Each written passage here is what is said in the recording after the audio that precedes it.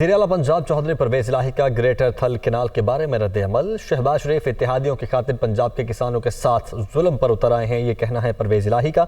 मजीद कहते हैं कि एडीपी के साथ 13 दिसंबर तक दस्तखत न हुए तो मुआहिदा ख़त्म हो जाएगा। लियाकत अंसारी इस वक्त हमारे साथ मौजूद है। लियाकत, क्या रद्द अमल है इनका?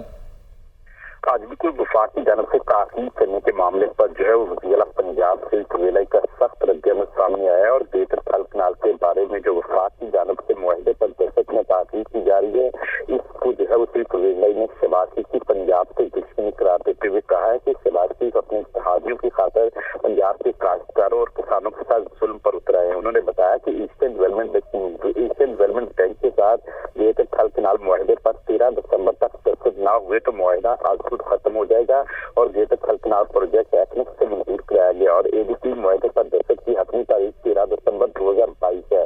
अभी तक वफाक की तरफ से पेशकश न होना बेतनाक है और एक्नेक्स के इजलास में पंजाब में सिंध के एतराज़ात एजादोशुमार के साथ दूर कर चुका है। वज़ीर-ए-आला पंजाब ने बताया कि ग्रेटर थल कैनाल फेज 1 की तामीर और मरम्मत और बहाली की जानी थी और ग्रेटर थल का फेज 2 बनने से मजबूरी तौर पर 6 लाख एकड़ अराजी की काश्त के मजीद पानी मुयसर होगा।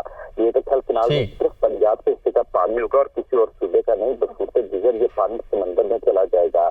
ये पानी बसूरते दिगर समंदर में चला जाएगा। बहुत शुक्रिया आपका, लाहौर से हमारे साथ मौजूद है लियाकत।